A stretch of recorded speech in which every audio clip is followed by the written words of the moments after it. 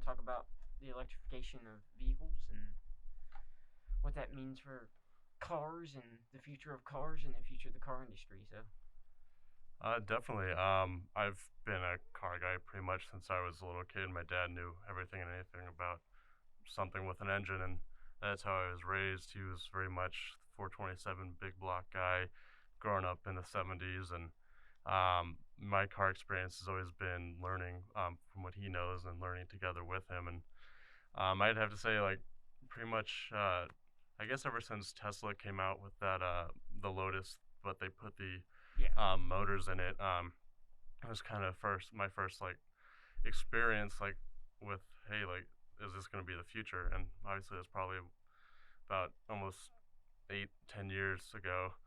And growing up the way I did and learning about cars, and now it's just kind of peculiar that we're seeing that most major car brands are aiming to make all of their cars electric within the next 10 to 15 years. yeah, yeah. No, I kind of have the same thing. I grew up loving cars since I was very, very little. I watched a bunch of car shows, growing up, and kind of my dad had a lot of interest in them as well.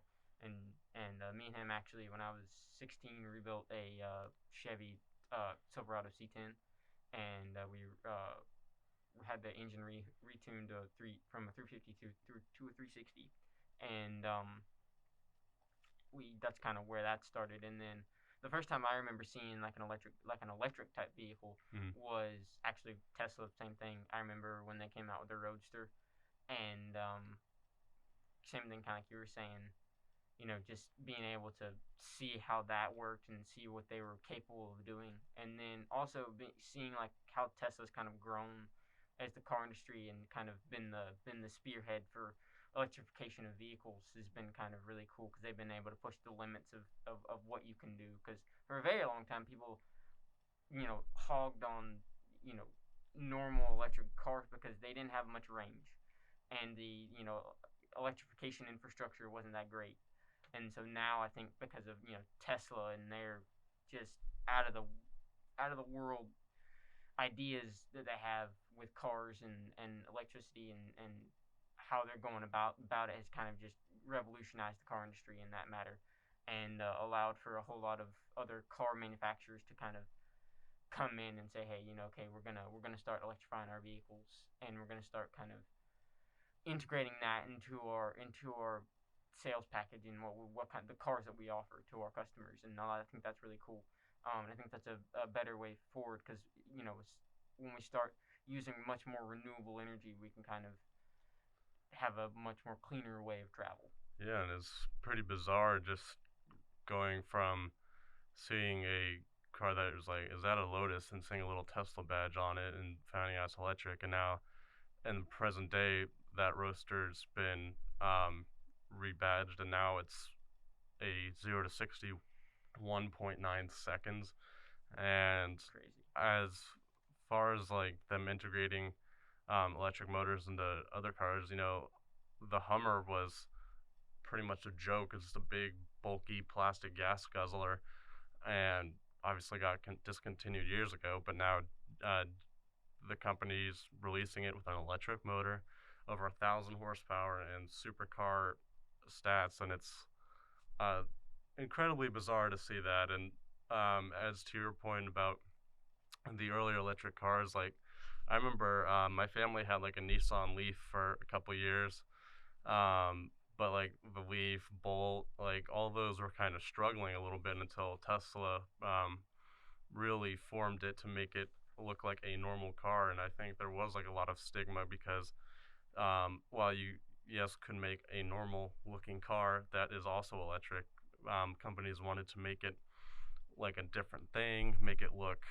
special, but they looked kind of goofy. They're always very round and stubby, and I mean, they were fun to drive, but now they're pumping out like 700 horsepower out of normal looking cars, and it's insane. Like, I watch lots of videos of drag races where either a Tesla or something similar is just destroying a normal supercar. So um, as a kid, I'd go to like the Petit Le Mans, Yeah. and it's insane for me to, like, I guess now 10, 12 years later to see just a normal looking four-door sedan just crush all those cars that would be there. And it's insane. Like, and it's really been kind of rejuvenating the market. If you think about it, now you have all these boutique. They're mainly more supercar, Mm. electric supercars, but it's creating a lot more competition, a lot more business, and it's also helping regular car brands like Ford, like Rivian's coming out, Oh I think, within like a year or two. yeah. And Ford invested a lot of money into that. Into the Bronco or And into the with the electric cars, they're infinitely more capable once you take out a transmission and engine in a car. It allows for, I mean, as many creative possibilities as you want.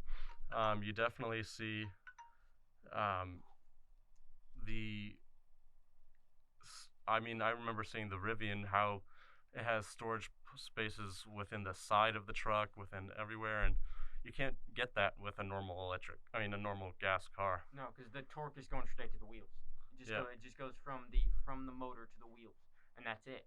And so immediately when you put your foot on the gas, it's like it's right there. It's like right there when you want it. And I think that's kind of a lot of the appeal. That's why we're seeing some these like insane 0 to 60 times. Like hmm a car that you take your kids to school in the morning can go 0 to 60 in 2.6 seconds. Even 5 years ago, that was like what? No, who? That's crazy. And like Tesla coming out with their new Plaid series, like 1.9 seconds yeah. is insane for a four-door sedan. And then That's they have crazy. that SUV version that's going to be pretty much right there. I mean, I read it was about 1,086 horsepower Yeah. out of your family SUV, the same one that you put the kids' sports equipment in and drive around. Gonna walk any car on the street. Yeah. Yeah, but yeah. So there's a lot of innovation, a lot of things happening. I can't wait to see what's coming in the future for electric vehicles and like the electric infrastructure here in the U.S. I know in other parts of the world it's gotten a little bit better, but I just can't wait till here the the wider variety of options for electric vehicles, and maybe we can see more sporty, more kind of two-door, two-seater, suit cars like that. For normal everyday use that aren't exactly supercars, but are kind of like normal everyday cars. Kind of Mm-hmm. my hope, because like that's kind of the interest that I have. But yeah, so I can't wait to see that. But thank you for listening. Yeah, appreciate it.